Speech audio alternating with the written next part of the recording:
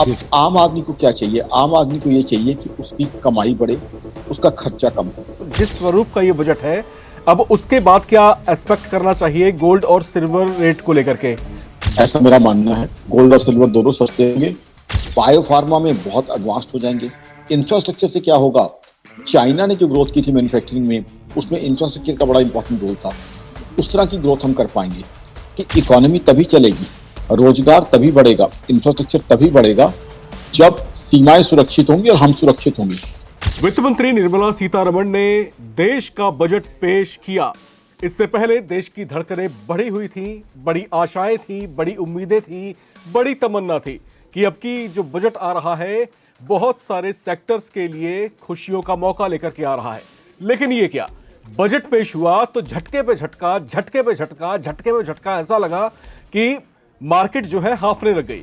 इसके बाद जो इसका इंपैक्ट हमको दिखाई दिया शेयर मार्केट में, एकदम धड़ाम की आवाज आती है हमको और शेयर मार्केट जो है औंधे मुंह बिछ जाता है। हमारे साथ इस समय जुड़ चुके हैं आकाश जिंदल साहब, किसी परिचय के मोहताज नहीं है, देश के जाने माने इकोनॉमिस्ट हैं और ये जो बातें कहते रहे हैं, जो उनके अनुमान रहे हैं, वो अपने आप में कितने सटीक साबित होते रहे हैं, ये आपने कई बार देखा भी होगा। सर, सबसे पहली प्रतिक्रिया आपसे मैं यही लेना चाहता हूं कि ये बजट जो आया, ये आया क्या? आपकी पहली प्रतिक्रिया सर। देखिए, बजट काफी अच्छा बजट है, बहुत बढ़िया बजट है। हुआ क्या कि अपेरेंटली प्राइमा फेसाई लोगों ने क्या समझ रखा है कि बजट इनकम टैक्स के कंसेशन देने वाला एक डॉक्यूमेंट है, जबकि ऐसा नहीं है। ये बजट, अगर इसको आप डीपली एनालाइज करें, तो आपकी कमाई बढ़ाने वाला बजट है, लोगों के लिए एम्प्लॉयमेंट अपॉर्चुनिटीज बढ़ाने वाला बजट है, लोगों के लिए उनके खर्चे यानी महंगाई कम करने वाला बजट है। बजट को क्या हुआ है, मात्र बहुत बार क्या हुआ है, मात्र इनकम टैक्स का जो है रेट के साथ जो है कंफ्यूज कर दिया जाता है। ऐसा कुछ नहीं है। अब देखिए, इस बजट में जो एलोकेशन किया गया है, 40,000 करोड़ सेमीकंडक्टर्स के लिए, बायो फार्मा के लिए 10,000 करोड़। उसके अलावा आप देखिए, इंफ्रा के ऊपर 12 लाख करोड़ से ऊपर का एक्सपेंडिचर है।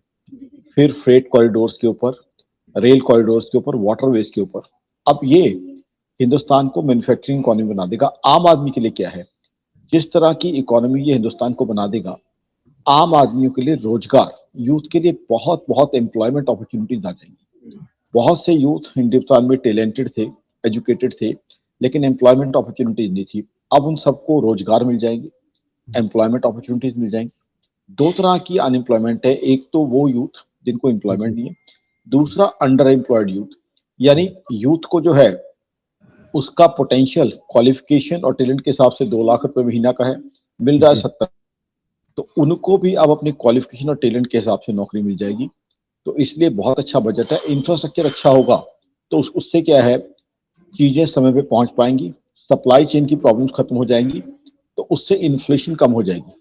अब आम आदमी को क्या चाहिए? आम आदमी को ये चाहिए कि उसकी कमाई बढ़े, उसका खर्चा कम हो। तो ये बजट आम आदमी का कमाई बढ़ाएगा, उसका खर्चा कम करेगा। जो स्टॉक मार्केट है, stock market as an economist मैं कहूंगा, उन्होंने एसटीटी को देखा कि सिक्योरिटी ट्रांजैक्शन टैक्स जो है वो बढ़ गया है। इस वजह से स्टॉक मार्केट में जो है कहीं ना कहीं एज एन इकोनॉमिस्ट कहूंगा एकदम रिएक्शन आया। वो जो सिक्योरिटी ट्रांजैक्शन टैक्स है, वो तो वो लोग यूज करते हैं, ट्रेडिंग करनी होती है, इन्वेस्टर के लिए ज्यादा उसका फर्क नहीं पड़ता। इसलिए मात्र स्टॉक मार्केट के जरिए से एज एन इकोनॉमिस्ट मैं कहूंगा इसको ना देखा जाए, इसको एक विजनरी लॉन्ग टर्म की ग्रोथ देने वाले बजट के रूप में देखा जाए, तो बहुत ही अच्छा और बहुत ही बढ़िया विजनरी बजट है। ये बजट जो है, आज जो टैरिफ्स का जमाना चल रहा है यूएस के, उसका मुकाबला करने के लिए हिंदुस्तान को इक्विप कर देगा। अब सेमीकंडक्टर देखिए, सेमीकंडक्टर लोगों को समझना पड़ेगा। सेमीकंडक्टर एक ऐसी चीज है, हर मोबाइल फोन में, हर लैपटॉप में, हर एलईडी सेट में, हर गाड़ी में चाहिए। अब सेमीकंडक्टर यहां बनने लग जाएगा तो हम आत्मनिर्भर हो जाएंगे। मोबाइल हर एक को यूज करना है। इवन जो मेरी बहन घरों में जाके पार्ट टाइम काम करती है लोगों के, उसके पास भी मोबाइल है। इवन मेरा भाई जो सड़क के किनारे चाय बेचता है, उसके पास भी मोबाइल है। तो मोबाइल इससे सस्ते हो जाएंगे, इसमें हम आत्मनिर्भर हो जाएंगे। लैपटॉप आप भी मेरे मित्र यूज करते हैं, मैं भी यूज करता हूँ, आप तो स्कूलों के बच्चे भी यूज करते हैं। गाड़ियां हम सबके पास है। एलईडी सेट हम में से ज्यादातर लोगों के पास है, बाकी जो हमारे भाई बहन हैं वो एक्वायर करने वाले हैं। तो जी इसलिए सेमीकंडक्टर का वहां फर्क आ जाएगा। बायोफार्मा में बहुत एडवांस्ड हो जाएंगे।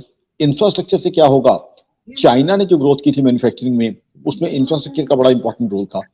उस तरह की ग्रोथ हम कर पाएंगे। तो ये जो प्रधानमंत्री मोदी साहब ने हम सबके लिए ख्वाब देखा है, जी थर्ड बिगेस्ट इकोनॉमी बनने का, $5 ट्रिलियन इकोनॉमी बनने का, उस ख्वाब की तरफ हमें बहुत तेजी से ले जाएगा। तो एक ये विजनरी डॉक्यूमेंट है, ये एक लॉन्ग टर्म डॉक्यूमेंट है, ये एक जी विजनरी डॉक्यूमेंट है और बहुत ही बढ़िया बजट है। हुआ क्या कि सर बहुत से एक लोग क्या एक करते एक एक दुविधा है मेरी, उसको आप थोड़ा दूर कीजिए। वित्त मंत्री निर्मला सीतारमण ने भी कहा है कि ये जो है सुधार एक्सप्रेस है, इस बजट को उन्होंने सुधार एक्सप्रेस कहा है, और आप भी इस बजट को जो है एक तरह का विजनरी बजट इसको आप बता रहे हैं।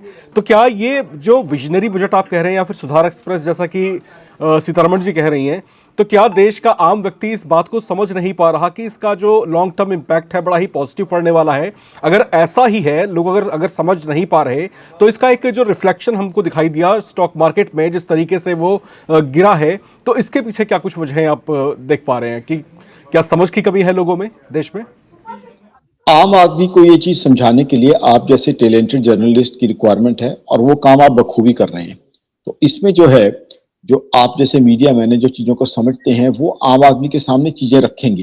जैसे मैंने कहा, आम आदमी को हमने ये पहले बता दिया था कि जी बजट में इनकम टैक्स के कंसेशन मिलते हैं आपको।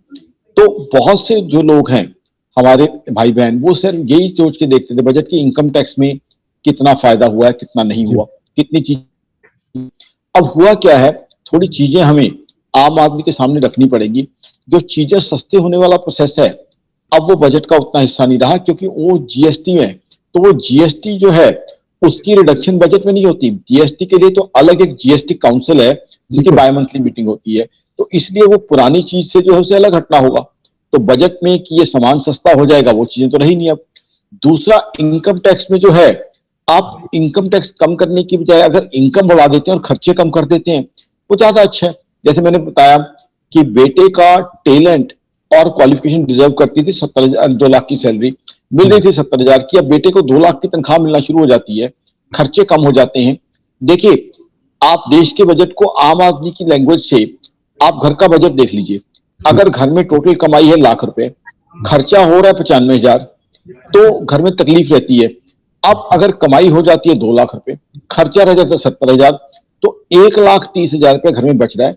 उससे क्या है, ₹1,00,000 की तो बचत इन्वेस्टमेंट हो जाएगी। 30,000 से घर के छोटे छोटे शौक, जो घर के हर मेंबर को बहुत प्यारे होते हैं, कभी शॉपिंग के लिए जाना, कभी मूवीज के लिए जाना, रेस्टोरेंट के लिए जाना, घूमने जाना, वो शौक जो है पूरे हो जाते हैं। किसी रिश्तेदार की शादी में शगुन देना, कोई जो है बच्चों के लिए नए खिलौने लाना, चॉकलेट्स लाना, तो वो शौक हर घर के लिए बहुत प्यारे होते हैं। और घर के लिए तो प्यारे होते हैं, वो इकोनॉमी को चलाते हैं। जब आप रेस्टोरेंट में परिवार के साथ जाके ₹3,000 का खाना खाते हैं, आप पूरी एक चेन को रोजगार दे देते हैं। जब आप मोटरसाइकिल से, पहले मोटरसाइकिल था 80,000 का, अब 4 लाख की गाड़ी ले आए, तो 8,000 लोगों को आप रोजगार जो है जनरेट कर रहे हो। तो इसलिए ये बजट बहुत ग्रोथ ओरिएंटेड बजट है, बहुत ही इंटेलिजेंट बजट है। तो लोगों के सामने सही तरीके से रखना मेरे जैसे इकोनॉमिस्ट की और आप जैसे टैलेंटेड मीडिया प्रोफेशनल की ड्यूटी है, जिसको हम दोनों मिलकर जो है पूरा करेंगे, ताकि लोगों के सामने सही तरीके से चीज को रखा जाए, लोगों के सामने सही पर्सपेक्टिव को रखा जाए। ये मेरी, ये आकाश जिंदल और आकाश जिंदल डॉट की और आप जैसे टैलेंटेड मीडिया पर्सन की ड्यूटी है, और वही हम निभाने की तरफ बढ़ रहे हैं। सर, इस बार के बजट में हमने डिफेंस सेक्टर में देखा कि मोदी गवर्नमेंट जो है इस बार डिफेंस सेक्टर के लिए काफ़ी कुछ उसमें मेहरबान दिखाई दी है। तो इसमें इसे आप किस तरीके से देखते हैं, इसे कैसे एनालाइज करते हैं? देखिए, डिफेंस सेक्टर के लिए देखिए, अब स्पेंडिंग जो है 11% ऑफ जीडीपी जो है तक कर दी गई है। आउटले जो है 21% जंप करके 5.95 लाख करोड़ हो रहा है। ये बहुत जरूरी था।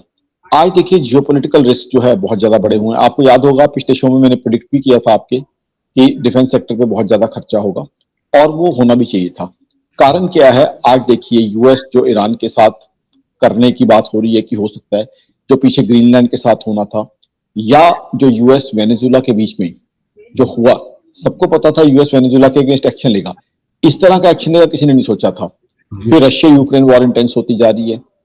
तो ऐसे में हमारे बॉर्डर सुरक्षित करना, सीमाएं सुरक्षित करना बहुत जरूरी था, क्योंकि इकोनॉमी तभी चलेगी, रोजगार तभी बढ़ेगा, इंफ्रास्ट्रक्चर तभी बढ़ेगा जब सीमाएं सुरक्षित होंगी और हम सुरक्षित होंगे। तो ऐसे में सरकार, ये देशभक्तों की सरकार है, इसलिए डिफेंस पे आउटले बढ़ाना इस सरकार का एक नेचुरल चीज थी जो एक्सपेक्टेड थी इस सरकार से, और बहुत अच्छा काम किया गया कि डिफेंस के ऊपर एक्सपेंडिचर बढ़ाया गया है, आउटले बढ़ाया गया है। बहुत अच्छा, बहुत ही बढ़िया काम किया गया है। आज की रिक्वायरमेंट को देखते हुए बहुत जरूरी है। फिर हमसे जेलसी बहुत है। आज देखिए हमारे पड़ोस में जो पाकिस्तान और चाइना, पाकिस्तान के बुरे हाल हैं, पाकिस्तान की इकोनॉमी गर्त में जा रही है। वहां तो आज से 1.5 साल पहले 1-1 किलो आटे के लिए खूनी जंग हो रही थी। चाइना में देखें, चाइना डिफ्लेशन का शिकार था आज से 2-3 महीने पहले। चाइना में डेट क्राइसिस दौर है। तो ऐसे में हिंदुस्तान की तरक्की को लेके जलन बहुत ज्यादा है, और जलन बहुत ज्यादा है तो गलत हरकतें भी हो जाती हैं। बांग्लादेश से किस तरह की आवाजें आई हैं, आपसे, मुझसे और जनता से छुपी हुई नहीं है, क्या क्या कुछ वहां पे हुआ है। तो ऐसे में जब हमारे पड़ोसी इस तरह के होंगे, तो ऐसे में अपना डिफेंस स्ट्रेंथन करना बहुत बहुत जरूरी है हमारे लिए। सर, इस बजट को आप जो है, कुछ अंतर्राष्ट्रीय चुनौतियां जिस तरीके से खड़ी हैं देश के सामने, जैसे कि अगर मैं बात करूं टैरिफ्स की और अमेरिका की तरफ से जो जिस तरह से व्यापारिक कठिनाइयां बढ़ाई जा रही हैं हिंदुस्तान के लिए, तो ये बजट उससे मुकाबला कर पाने में कितना सक्षम आप देख पाते हैं? मेरे हिसाब से ये बजट जो है उन जो अंतर्राष्ट्रीय चुनौतियां हैं टैरिफ की और सिक्योरिटी की, उसका मुकाबला जो है करेगा, और उसके लिए भारत को सक्षम करेगा। तो इसी डायरेक्शन में ये बजट है। आज ग्लोबल परिस्थितियों को देखते हुए, ग्लोबल जो सर्कमस्टांसेस हैं उसको देखते हुए बजट बनाया गया, और आज की रिक्वायरमेंट थी। देखिए, वो चीज वो अच्छी होती है जो वक्त को और रिक्वायरमेंट को समझते हुए, आज की रिक्वायरमेंट और आज के सर्कमस्टांसेस को देखते हुए बहुत ही अच्छा बजट जो है ये बनाया गया। जी बिल्कुल। और यहां पर सर एक चर्चा चल रही थी, जब इकोनॉमिक सर्वे आया था तो उसमें कहीं ना कहीं सरकार ने इस बात की तरफ ध्यान केंद्रित करने की कोशिश की कि जो देश का जो राजकोषीय घाटा है उसको जो है अपने एफर्ट्स के जरिए किस तरीके से कम किया गया। लेकिन सर यहाँ पर एक चुनौती ये भी रही है कि बेशक से राजकोषीय घाटा आप कम करते जा रहे हैं, लेकिन साथ ही साथ इस बात की तरफ भी थोड़ा सा विचार नहीं होना चाहिए कि चीन जैसे देश जो हैं जिनके साथ में हमारा व्यापारिक लेन देन है, लेकिन विडंबना यह है कि वहां से हम इंपोर्ट ज्यादा करते हैं, एक्सपोर्ट हम करते हैं। तो इसको बैलेंस किस तरीके से? बिल्कुल, मैं इसका जवाब देना चाहूंगा। मैं इसका जवाब देना चाहूंगा। उसी तरफ ये जो है सेमीकंडक्टर, क्या है, सेमीकंडक्टर में चाइना बहुत आगे, अमेरिका बहुत आगे है। जब सेमीकंडक्टर हम यहां बना लेंगे तो चाइना का रेलेवेंस कम हो जाएगा। जब बायोफार्मा यहां पे फोकस होगा तो चाइना का रेलेवेंस कम हो जाएगा। जब यहां पे इंफ्रा लगेगा, जब यहां फ्रेट कॉरिडोर होंगे तो यहां से एक्सपोर्ट होना शुरू हो जाएगा। बहुत अच्छा प्रश्न था। उसी डायरेक्शन में एक कदम है कि चाइना से जो है इंपोर्ट हमारा कम हो और हमारी अपनी मैन्युफैक्चरिंग बढ़ जाए। बड़ा अच्छा सवाल था ये।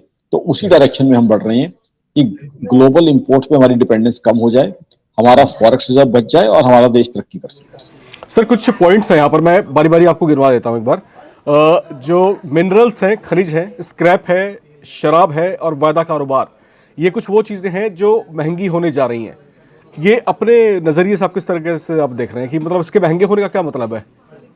देखिए, शराब तो सेहत के लिए अच्छी होती ही नहीं है, हम सब जानते हैं। शराब सेहत के लिए अच्छी चीज नहीं है।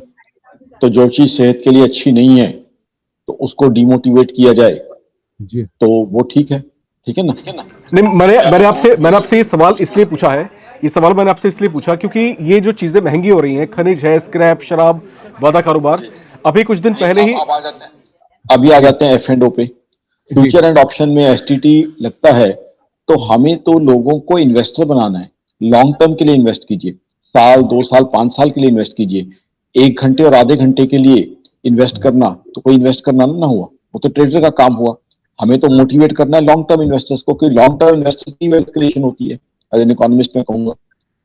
जहां तक खनिज की बात है और उसकी बात है, उसमें मेरे हिसाब से कुछ अमेंडमेंट्स आ सकती हैं स्क्रैप और उसमें, कि आने वाले समय में कुछ चेंजेस आ जाए। बट शराब तो पीना अच्छी बात होती नहीं है हेल्थ के लिए, हम सब जानते हैं। तो इसलिए जो है शराब से जितना दूर रहे इंसान उतना बढ़िया है। वायदा कारोबार की जगह लोग इन्वेस्टर बने, अच्छे शेयर जो है, जो भी उनका कोई एक्सपर्ट उनको सलाह देता है वो लें और उनको लॉन्ग टर्म होल्ड करें, ये ज्यादा अच्छा होता है। सर ये सवाल मैंने आपसे इसलिए पूछा था सर कि अभी कुछ दिन पहले यूरोपियन यूनियन के साथ में भारत की जो है डील हुई है। और उस डील में कुछ महत्वपूर्ण बात ये थी कि वहां से जो शराब इंपोर्ट हम करेंगे वो हमको थोड़ी सस्ती पड़ेगी। इसके अलावा जो हम मिनरल्स वहां से इंपोर्ट करने वाले हैं वो हमको भविष्य में सस्ती मिल सकती हैं। तो क्या आप जो है एक इकोनॉमिक एक्सपर्ट हैं, मैं जो सवाल पूछ रहा हूं क्या वो सवाल दुरुस्त है, वो सवाल क्या ठीक है कि भारत ने जो है इस डील के बाद ही जो है इस तरह की चीजों को महंगा किया है, ये देखते हुए कि जब उनसे हमारी डील जब आगे बढ़ेगी तो हम उनको जो है जब ये चीजें आगे बेचेंगे तो हमारे लिए वो बेनिफिट में कन्वर्ट हो? क्या मुझे देखिए, ऐसा कहना जाहिर चाहिए सर? मैं ठीक हूँ। कुछ हद तक हम कह सकते हैं कि यू के साथ डील हमारी काफी बेनिफिशियल होगी। जी। ओवरऑल जैसे बात कर रहा है F&O है, F&O तो जो है अच्छी चीज ज्यादा होती नहीं है। तो उस हिसाब से ओवरऑल ग्रोथ, देखिए सरकार के पास एक लिमिटेड पैसा होता है, आप जी। देखना है कि वो पैसा कहाँ लगाया जाए। हम्म। इंफ्रास्ट्रक्चर की ग्रोथ करा के जॉब जनरेट की जाए, यहाँ पे सेमीकंडक्टर के ऊपर लगाया गया है, बायोफार्मा के ऊपर लगाया गया है, फंड के ऊपर लगाया गया है, वाटरवेज बनाए जा रहे हैं। तो जो लिमिटेड पैसा है उसको अच्छे तरीके से यूटिलाइज कीजिए। आप सिंपल समझिए, घर के अंदर जो पैसा आया है, घर के अंदर पैसा क्या बच्चों की एजुकेशन पे खर्च किया जाए या पार्टी करने पे? आप खुद एक समझदार व्यक्ति हैं, तो कोई भी आपको बताएगा, खुद बता देंगे कि वो जो पैसा घर में आया है अगर बच्चों की एजुकेशन पे लगा दिया जाए ज्यादा अच्छा है, बजाय कि सुबह शाम पार्टियां की जाए। तो इसलिए मेरे हिसाब से जो लिमिटेड पैसा है सरकार के पास उसका अच्छा है। जैसे घर में तनख्वाह आती है 1.5 लाख महीना, तो माँ बाप को क्या देखना होता है कि वो तनख्वाह कहाँ एलोकेट होती है जो घर के लिए अच्छा हो। क्या वो तनख्वाह जो है बच्चों की पढ़ाई में खर्च हो रही है, क्या बुजुर्गों के इलाज में खर्च हो रही है, क्या घर को बड़ा बनाने में खर्च हो रही है, तो अच्छी बात है। अब वही तनख्वाह अब जो है कहीं पार्टी पे खर्च हो या हो, उसकी चीजों पे लगाया जाए, ज्यादा अच्छा है। मेरे हिसाब से अच्छा है उन्हें पैसे दिए। जी जी सर, एक चलते चलते एक आखिरी सवाल मैं आपसे पूछना चाहता हूं। प्री बजट हम लोगों ने देखा कि कमोडिटी मार्केट में किस तरह का उतार चढ़ाव रहा, और खासतौर से अगर हम मेटल्स की बात करते हैं तो गोल्ड और सिल्वर के जो रेट्स थे जो है हमने ड्रामेटिकली उसको क्रैश होते हुए देखा एक तरीके से। अब पोस्ट बजट, अब जब बजट आ चुका है तो जो जिस स्वरूप का ये बजट है, अब उसके बाद क्या एस्पेक्ट करना चाहिए गोल्ड और सिल्वर रेट को लेकर के? क्या उस पर कोई इंपैक्ट पड़ने वाला है? सस्ता होगा, महंगा होगा? मेरे हिसाब से गोल्ड और सिल्वर सस्ते होंगे, ऐसा मेरा मानना है। गोल्ड और सिल्वर दोनों सस्ते होंगे और एज एन इकोनॉमिस्ट कहूंगा स्टॉक मार्केट से अच्छी रिटर्न आने की उम्मीद मुझे लगती है। अब मैं क्षमा चाहूंगा क्योंकि एक और जगह ज्वाइन करनी है। जी बिल्कुल। बिल्कुल। और यहां पर जो देश का बजट आया है, अलग अलग सेक्टर के लोग जो हैं इसको अपने नजरिए से देख रहे हैं, उसको परखने की कोशिश कर रहे हैं, और कहीं ना कहीं एक उदासीनता का भाव जो है कहीं ना कहीं लोगों में दिखाई दे रहा है, एक तरह की मायूसी नजर आ रही है। लेकिन जैसा कि आकाश जिंदल साहब कह रहे थे कि इस बजट को फौरी तौर पर नहीं देखा जाना चाहिए, इसको एकदम से देख करके मायूस नहीं होना चाहिए, क्योंकि कभी कभी कुछ चीजें हमको लगता है कि ये क्या है, लेकिन इसके लॉन्ग टर्म जो इंपैक्ट्स होते हैं वो कहीं ना कहीं बड़े सकारात्मक साबित होते हैं। तो देश के नागरिक होने के नाते आप भी उम्मीद कर सकते हैं कि जो बजट आया है वो उम्मीदों से भरपूर है, और इसका जो इंपैक्ट है आगे आने वाले समय में आपको जो है पॉजिटिव वे में कन्वर्ट होता हुआ दिखाई देगा। आकाश जिंदल साहब भी यही समझाने बताने की कोशिश कर रहे थे। हालांकि आप इसको लेकर के क्या कुछ सोचते हैं वो जरूर कमेंट बॉक्स में लिख करके शेयर करें, क्योंकि आप देश के नागरिक हैं, आपका जो कंसेंसस है वो काफी मायने करता है। तो लिखना ना भूलें, कमेंट करना बिल्कुल भी ना भूलें। देखते रहें नवभारत टाइम्स।